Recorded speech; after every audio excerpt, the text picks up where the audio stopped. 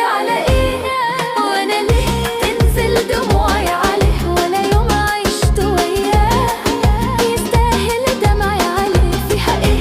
سبته فيها ايه؟ والله هعيش اريح بعد